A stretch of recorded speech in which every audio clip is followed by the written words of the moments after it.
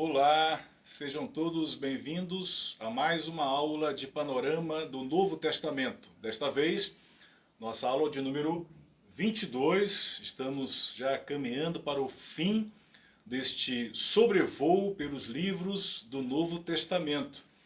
Nossa aula de hoje é em cima do livro de Tiago, uma carta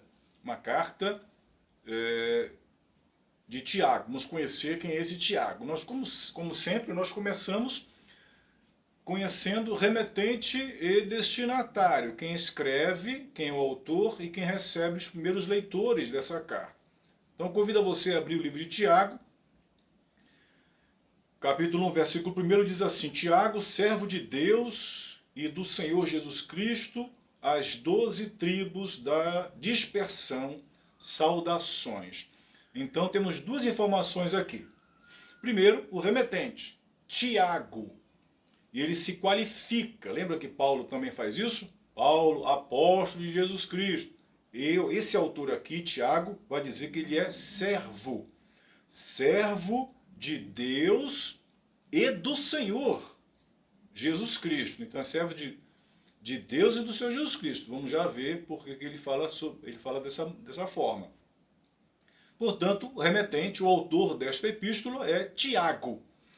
E os destinatários, as 12 tribos da dispersão, saudações. Então percebemos aqui que ele fala as 12 tribos judaicas que estão na dispersão. É claro que ele não está escrevendo para as 12 tribos de Israel, porque nessa época elas já não existiam mais.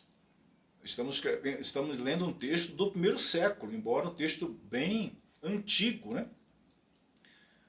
Mais antigo que os próprios evangelhos, mas ainda assim meados do primeiro século. Há muito tempo as 12 tribos não existiam mais. As 10 tribos do norte foram destruídas pela Assíria. Sobrou apenas Judá e Benjamim, que foram levados cativos. E se refere só a Judá, que é a maior tribo. Ela volta após o exílio, então em tese tem só a tribo de Judá, que veio o nome judeu e não se fala mais de tribo aqui. No entanto, o autor sagrado se refere às 12 tribos. E 12 tribos da dispersão, isto é, que estão dispersos. É claro que ele está falando aqui, que ele está falando de maneira metafórica de todo o povo de Deus, especialmente também dos judeus, que ele cita aqui, e vamos ver isso com mais detalhes. Portanto, no primeiro momento, sabemos quem é o autor, Tiago, e também sabemos que ele escreveu para as 12 tribos, talvez para judeus cristãos dispersos, né? Judeus cristãos dispersos. Vamos ver com mais cuidado isso aqui. Nós temos no Novo Testamento alguns Tiagos, pelo menos 4 Tiagos citados, mencionados no Novo Testamento. A pergunta é, qual Tiago é este aqui do capítulo 1, versículo 1? Qual Tiago? Então vamos por eliminação. Primeiro, existe o Tiago, filho de Alfeu. Em Marcos 3,18 ele é mencionado como um dos apóstolos. Poderia ser Tiago, filho de Alfeu, o autor dessa carta?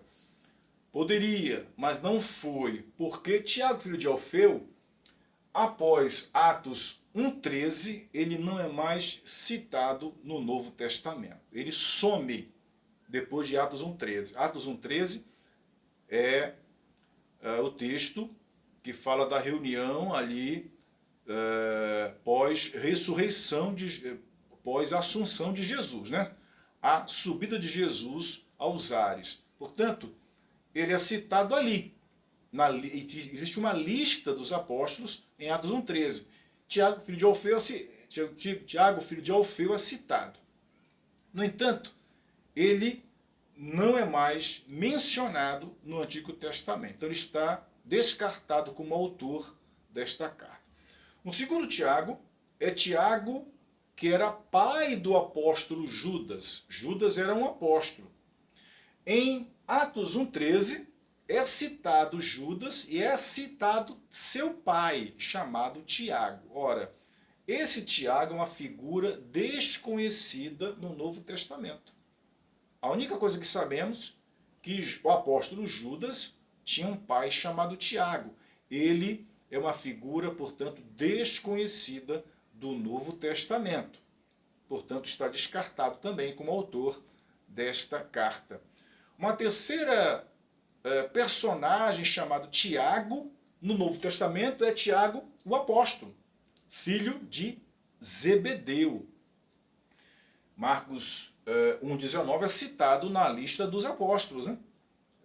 Tiago, filho de Zebedeu. No entanto, o Atos capítulo 12, de 1 a 2, cita a morte de Tiago.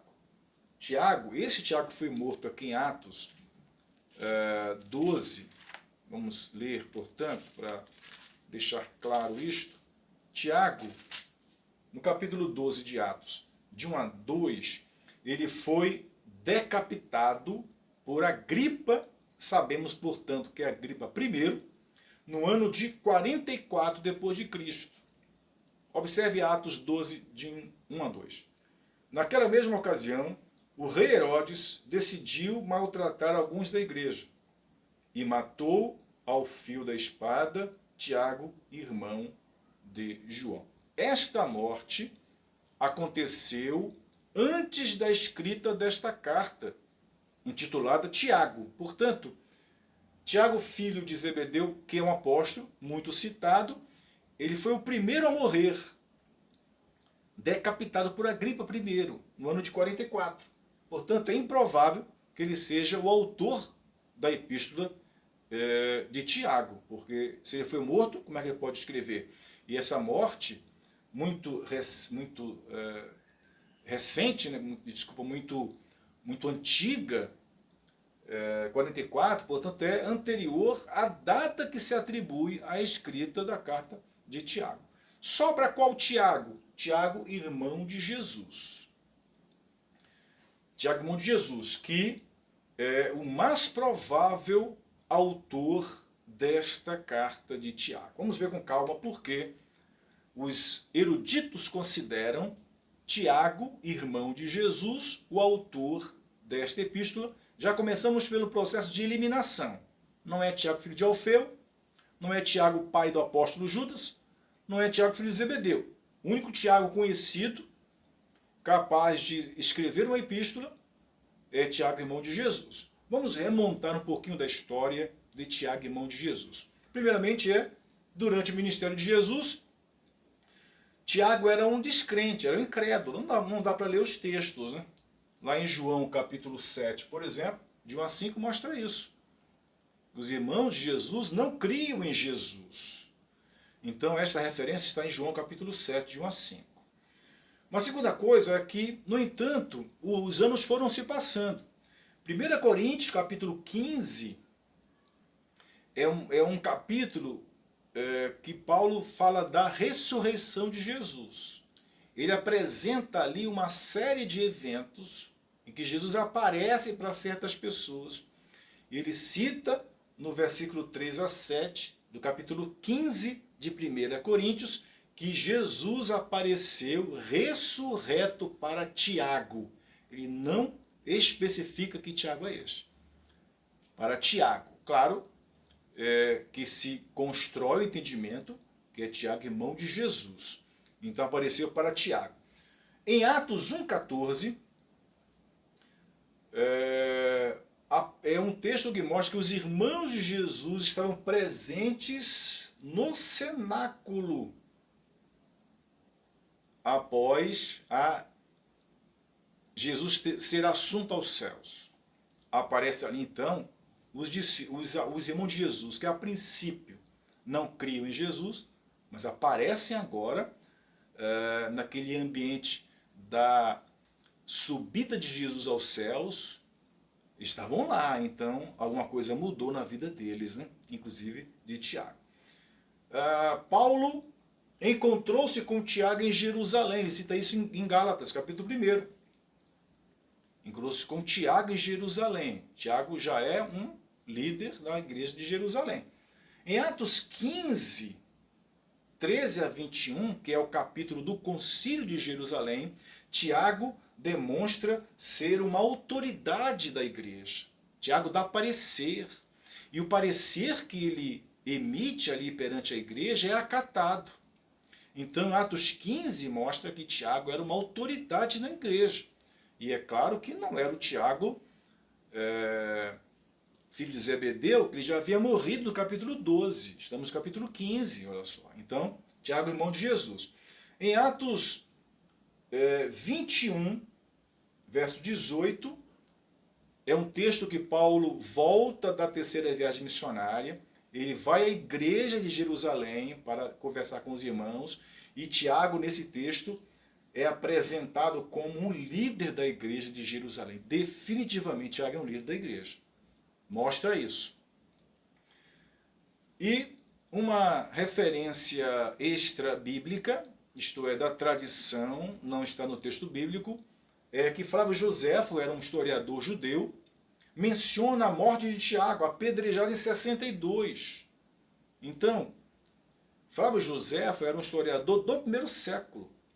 Então, ele escreveu a história dos judeus e mencionou, portanto, a morte de Tiago em 62. Flávio Joséfo é uma fonte fidedigna. Se Tiago, irmão de Jesus, morreu em 62, Tiago, filho de Zebedeu, morreu em 44, é claro que Tiago, irmão de Jesus, é praticamente certo que ele escreveu a esta carta de Tiago. Muito bem. Vamos falar um pouquinho dos destinatários desta carta. Primeiro, o que diz Tiago aqui? Eram judeus, e Tiago, de maneira bem judaica, fala das 12 tribos. Nós já explicamos que já não havia mais essa divisão de tribos. Ele se refere à totalidade do povo de Deus, povo judeu, cristão, da dispersão. Então, o que eram esses destinatários? Judeus da dispersão. As 12 tribos da dispersão. O que é dispersão? É o espalhamento. Estavam no local, foram dispersos, se espalharam pela região. Em Tiago 1,18 mostra que não só judeus, eles eram judeus cristãos. Veja só, Tiago 1,18, que diz, segundo sua vontade, ele, isto é, Cristo, ele nos gerou pela palavra da verdade, para que fôssemos como os primeiros frutos de suas criaturas. Ele nos gerou pela palavra da verdade. Eram cristãos. Eram judeus da dispersão. Além disso, eram judeus convertidos, cristãos. Segundo Tiago 1,12, eles esperavam a volta de Jesus. Veja só como eram cristãos de verdade. Tiago 1,12 diz, feliz é o homem que suporta a provação com perseverança, porque, depois de aprovado, receberá a coroa da vida que o Senhor prometeu aos que o amam. Capítulo 5, verso 7, ele diz, portanto, irmãos, sede pacientes até a vinda do Senhor. Eram cristãos que esperavam a volta de Jesus. Portanto, irmãos, sede pacientes até a vinda do Senhor. O lavrador espera o precioso fruto da terra, aguardando com paciência até que receba as primeiras e últimas chuvas. Então, o que sabemos desses leitores? Que eles eram judeus da dispersão, isto é, não moravam mais em Jerusalém, estavam espalhados pela região. Eram cristãos, é dito em Tiago 1,18, e a prova disso que eles esperavam a volta de Jesus. Eu quero falar um pouquinho sobre como se deu esta dispersão. Nós temos duas coisas a dizer sobre esta dispersão. Como aconteceu? Sabemos que dispersão é um termo para o espalhamento de um povo. A primeira dispersão aconteceu no começo do livro de Atos, no capítulo 2. nós conhecemos esse texto que fala de Pentecostes. No versículo 5 a 11, observe, Atos 2, 5 a 11. Estavam em Jerusalém judeus piedosos de todas as nações que há debaixo do céu. Quando o som foi ouvido, a multidão se aglomerou e todos ficaram confusos, pois cada um os ouvia falar na sua própria língua, isto é, judeus espalhados em diversas nações, piedosos, ainda judeus, ortodoxos, por assim dizer, né, judeus mesmo. Verso 7. E perplexos e admirados, diziam uns aos outros, por acaso esses que estão falando não são todos galileus? Como então cada um de nós os ouve falar em nossa língua materna? Cada um tinha a sua língua. Veja as nações que são citadas aqui, as regiões que são citadas aqui. Verso 9. Partos, medos e elamitas, habitantes da Mesopotâmia, da Judéia e da Capadócia, do Ponto e da Ásia, da Frígia e da Panfilha, do Egito e das regiões da Líbia, próximas a Cirene, e romanos que aqui residem, tanto judeus como convertidos ao judaísmo. Cretenses e árabes, todos nós os ouvimos falar das grandezas de Deus em nossa própria língua. Veja de quantos lugares esses judeus vieram para Jerusalém, para a festa do Pentecostes. Lá eles ouviram os apóstolos falarem das grandezas de Deus e cada um ouvia, entendia na sua própria língua. O que aconteceu? Verso 14 vai explicar. Então, pondo-se em pé com os 11, Pedro tomou a palavra e disse-lhes, homens judeus, perceba que ainda são judeus, não são convertidos ainda, homens judeus, e todos os que habitais em Jerusalém, que isto fique claro para vós, escutai as minhas palavras. Estes homens não estão embriagados, como pensais, visto que é apenas a terceira hora do dia, e Pedro vai pregar agora. Pregar agora. O que vai acontecer no versículo 37 do capítulo 2 de Atos? Ao ouvirem isso, eles quem? Todos os judeus das regiões citadas, ouvindo a pregação de Pedro, ao ouvirem isto, eles ficaram com o coração pesaroso e perguntaram a Pedro e aos demais apóstolos, irmãos, que faremos? Eles já estão sentindo o poder do Espírito Santo no coração deles, desses judeus. O que Pedro responde no verso 38? Pedro então lhes respondeu, arrependei-vos e cada um de vós seja batizado em nome de Cristo Jesus para o perdão dos vossos pecados e recebereis o dom do Espírito Santo. Pedro fez um apelo aqui. Pedro apelou, pregou para a conversão desses judeus. O que aconteceu? Eles se converteram. Né?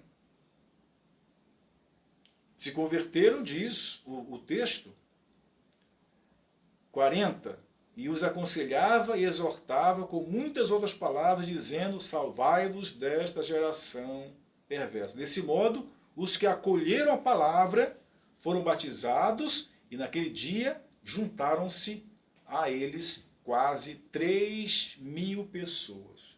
3.000 convertidos dos judeus piedosos que vieram de muitas regiões do Império Romano. Esses judeus voltaram para a sua terra e foram convertidos. E foram pregar o evangelho, olha só.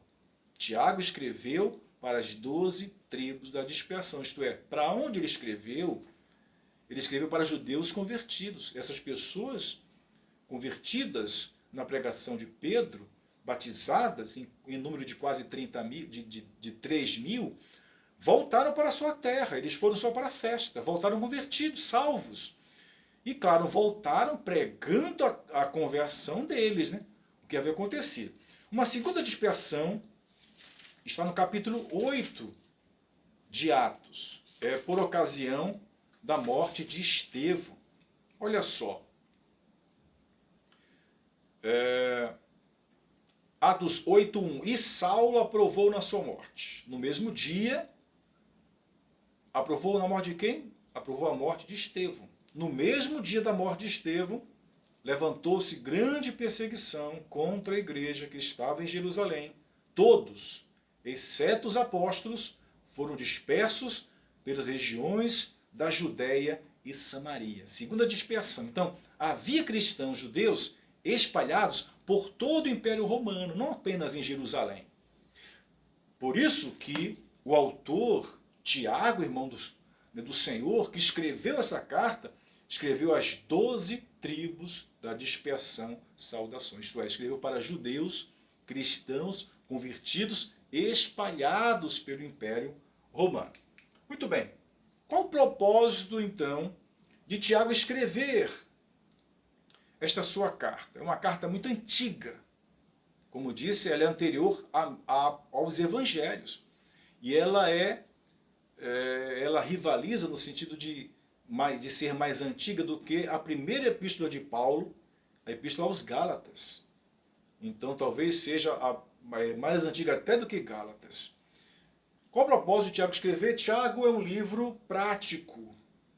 Ele pouca teologia no sentido de Hebreus, como na aula passada. Ele é mais prático, ele está interessado na vida cristã, no viver diário, na bondade do coração cristão, na vida correta do cristão, na fé correta de um cristão. Então, é um livro prático. O autor escreveu, portanto, para dar orientações práticas de vida cristã. É como se o seu pai, a sua mãe, escrevesse uma carta para você distante, dando orientações práticas e básicas de vida. Seja educado com os mais velhos, olha, cuidado com as más companhias, orientações práticas. Tiago faz isso aqui. Orientações práticas para a vida cristã. Vamos ver então o propósito pela carta, né? Alguns exemplos apenas de orientações práticas. A primeira é com relação à sabedoria, ou a falta dela, né? A falta de sabedoria. Vamos ler Tiago 1, de 5 a 8. Ele diz: se algum de vós tem falta de sabedoria, peça a Deus, que a concede livremente a todos, sem criticar, e lhe será dada. Peça, porém, com fé, sem duvidar, pois quem duvida é semelhante à onda do mar, movida e agitada pelo vento. Tal homem não deve pensar que receberá do Senhor alguma coisa, pois vacila e é inconstante em todos os seus caminhos. Orientação prática para quem se sente com falta de sabedoria. Qual é a orientação? Pedir a Deus. Peça a Deus sabedoria, Ele vai dar para você. Orientação prática, né? O segundo exemplo é com relação à separação de pessoas, distinção de pessoas, acepção de pessoas, escolha de pessoas entre umas e outras. No capítulo 2, verso 1 e 2 a 12 fala sobre isso, né? Isto é, Tiago está corrigindo esta falha na vida cristã. Vamos ler então Tiago 2, de 1 a 12. E meus irmãos, como tendes fé em nosso Senhor Jesus Cristo, Senhor da glória, não façais discriminação de pessoas, acepção de pessoas. Porque se entrar na vossa reunião algum homem com um anel de ouro no dedo e roupas caras, e entrar também um pobre com roupas sujas, e mostrar desatenção para o que vem com roupas caras, e lhe disserdes: assenta-te aqui no lugar de honra, e disserdes ao pobre: fica em pé, ou senta-te junto ao estrado onde ponho meus pés, não estareis fazendo distinção entre vós mesmos, e não vos tornareis juízes que se baseiam em padrões malignos? Ouvi, meus amados irmãos, por acaso Deus não escolheu os pobres para o mundo a fim de fazê-los ricos na fé e herdeiros do reino que prometeu aos que amam? Mas vós desonrais o pobre. Não são os ricos que vos oprimem e vos arrastam aos tribunais? Não são eles que blasfemam o bom nome que vos foi dado? Todavia, fazeis bem se estáis obedecendo à lei real, segundo a Escritura que diz: amarás o teu próximo como a ti mesmo, mas se fazeis discriminação de pessoas, estáis cometendo pecado, e por isso sois condenados pela lei como transgressores. Pois qualquer um que guarda toda a lei, mas tropeça em um só ponto, torna-se culpado de todos. Veja o lado prático, né? De discriminar pessoas dentro da igreja, dentro do povo de Deus. O rico eu trato bem, o pobre eu desconsidero. Uma segunda orientação prática é a sabedoria no falar. O cristão tem que ter sabedoria no falar.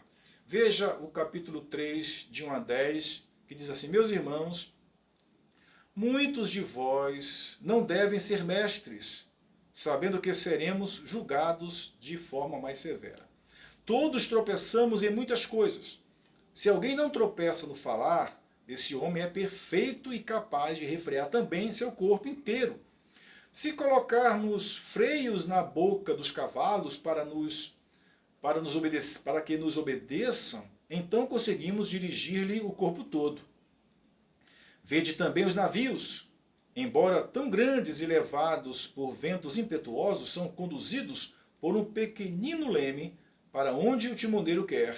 Assim também a língua é um pequeno membro do corpo, mas se gaba de grandes coisas. Vede como um grande bosque é incendiado por uma faísca. A língua também é um fogo.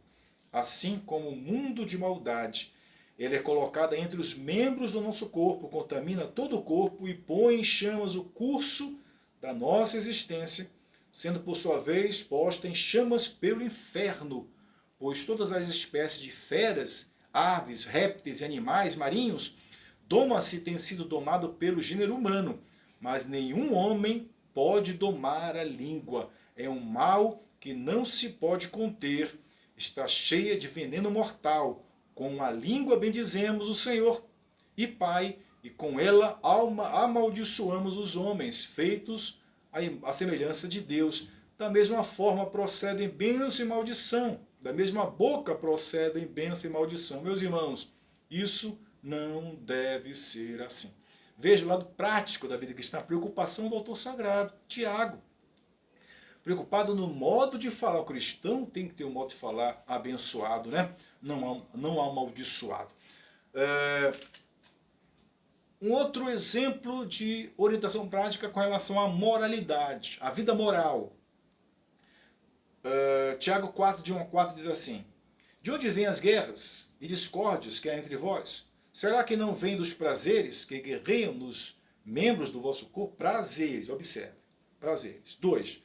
Cobiçais e não conseguis, matais, invejais e não podeis obter, brigais e fazeis guerras, nada tendes porque não pedis, pedis e não recebeis, porque pedis de modo errado, só para gastardes em vossos prazeres. Ele termina dizendo: infiéis, não sabeis que a amizade do mundo é inimizade contra Deus? Portanto, quem quiser ser amigo do mundo se coloca na posição de inimigo de Deus.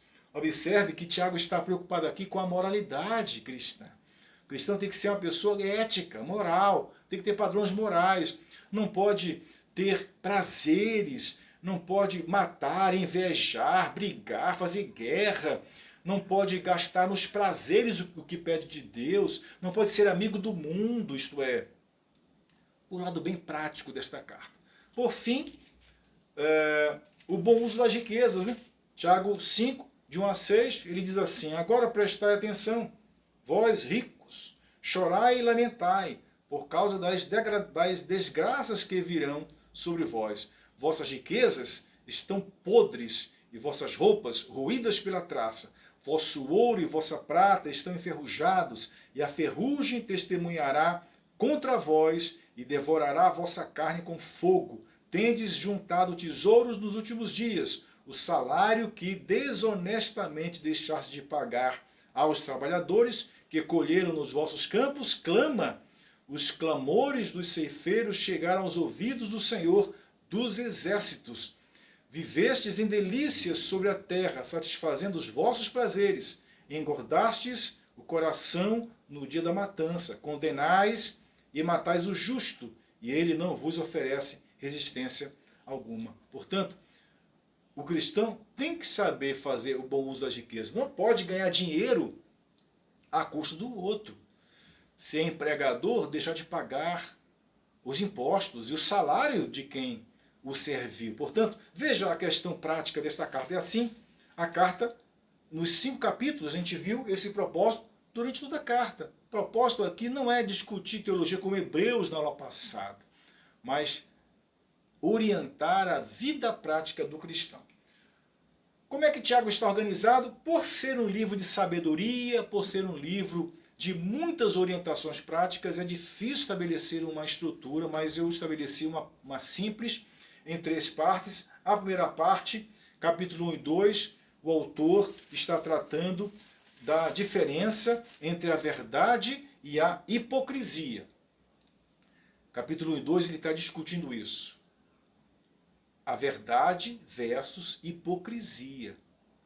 O cristão deve viver a verdade, transparente, e não viver uma vida de hipócrita, de se esconder atrás de uma capa, de uma máscara.